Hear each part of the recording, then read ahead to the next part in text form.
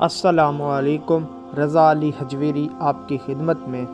گنج بخش فیض عالم مظہر نور خدا، ناکسارا پیر کامل کاملہ را رہنما۔ آج ہم آپ کے سامنے حضرت داتا گنج بخش علی حجویری رحمۃ اللہ علیہ کی تعلیمات کی روشنی میں پیر اور مرید کے درمیان پائے جانے والے معاملات اور مرید کرنے والے مرشد کے اندر کیا کیا اوصاف پائے جانے چاہیے اور مرید کی تربیت کن کن مراحل سے ہونی چاہیے، حضرت داتا گنج بخش علی حجویری رحمۃ اللہ علیہ کی تعلیمات کی روشنی میں۔ جو مرشد مرید کو فقیری لباس پہناتا ہے، اس کے لیے لازم ہے کہ وہ مرشد مستقیم حال یعنی سیدھے راستے سے واقف ہو اور طریقت کے نشیب و فراز سے گزر چکا ہو، یعنی وہ خود ان سارے راستے کو طے کر چکا ہو تو وہ مرید کے حال کو بھی جانے، طریقت کے احوال اور مقامات کا ذاتی تجربہ رکھتا ہو، حلاوت یعنی اعمال کا ذائقہ چکھ چکا ہو اور حق تعالیٰ کی صفات جلال اور جمال کا مشاہدہ بھی کر چکا ہو، نیز وہ کشف کے ذریعے یہ بھی معلوم کرنے کی طاقت رکھتا ہو کہ مرید کی رسائی کس مقام تک ہو سکتی ہے اور آیا کہ وہ واپس لوٹنے والوں میں سے ہے یا ایک مقام پر رک جانے والوں میں سے ہے، یا منزل تک پہنچ سکتا ہے یا نہیں پہنچ سکتا۔ اگر اس کو معلوم ہو جائے کہ اس کا مرید واپس لوٹنے والوں میں سے ہے تو اس مرید کو کہے کہ وہ ابتدائی سفر ہی نہ کرے، اور اگر مرید درمیانی منزل پر رک جانے والا ہے تو وہ اس مرید کا علاج کرے اور اس کی رہنمائی فرمائے۔ اگر منزل تک مقصود تک پہنچنے کی قابلیت رکھتا ہے تو اس کی تربیت کرے، یعنی مرشد کو چاہیے کہ اگر اس کو دیکھ کے لگے کہ اس کا مرید واپس جانے والوں میں سے ہے تو اس کو سفر کی ابتدا ہی نہ کرائے۔ اگر اس کا مرید درمیان میں رک جانے والوں میں سے ہے تو مرشد کو چاہیے کہ اس کی رہنمائی کرے اور اس کا علاج کرے۔ اگر اس کا مرید منزل مقصود تک پہنچنے کی قابلیت رکھتا ہے تو اس کی مکمل تربیت کرے۔ جب کوئی مرید اپنی منزل طے کر لیتا ہے تو مرشد اس کو گڈری یعنی فقیری لباس پہنا دیتے ہیں۔ فقیری لباس دو قسم کے لوگوں کے لیے جائز ہے، ایک تارک دنیا یعنی جس نے دنیا داری ترک کر دی ہو یا چھوڑ دی ہو،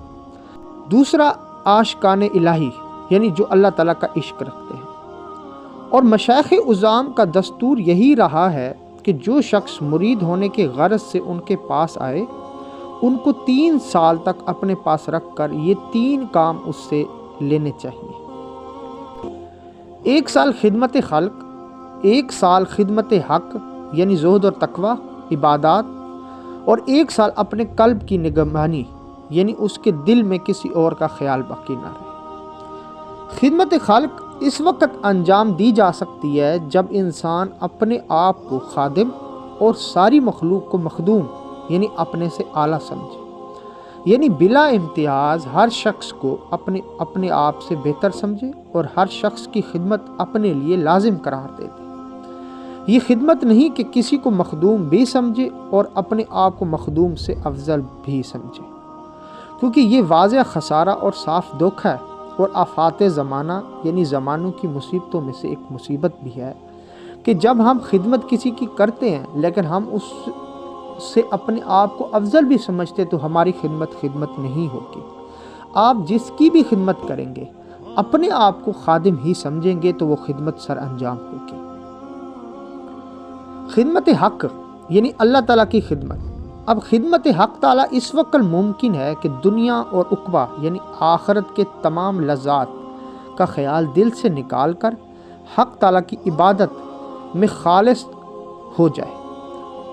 کیونکہ جو شخص بہشت کی خاطر عبادت کرتا ہے اس کا معبود بہشت ہوتا ہے نہ کہ خدا تعالیٰ ہوتا ہے۔ اس لیے حضرت رابعہ بصری رضی اللہ تعالیٰ عنہ فرمایا کرتی تھی کہ نہ میں اللہ کی عبادت اللہ کے ڈر سے کرتی ہوں اور نہ ہی جنت کی لالچ سے کرتی ہوں۔ 3 سال دل کی نگہبانی، اور دل کی نگہبانی یہ ہے کہ پوری ہمت کر کے دل کو تمام خیالات اور وسوسوں سے خالی کر کے حق تعالیٰ کے ساتھ لگا دے اور دل میں غفلت کو جگہ نہ دے۔ جب مرید کو یہ 3 صفات حاصل ہو جائیں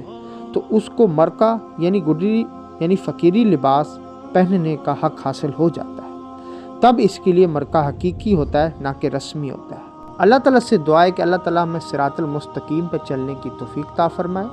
اور اگر ہم کسی منزل پہ رک جائیں تو ہماری تربیت اور رہنمائی فرمائے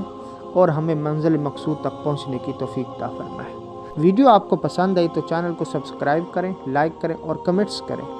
شکریہ۔ اور اس متعلق آپ کا کوئی سوال ہو تو آپ کمنٹس میں کر سکتے ہیں۔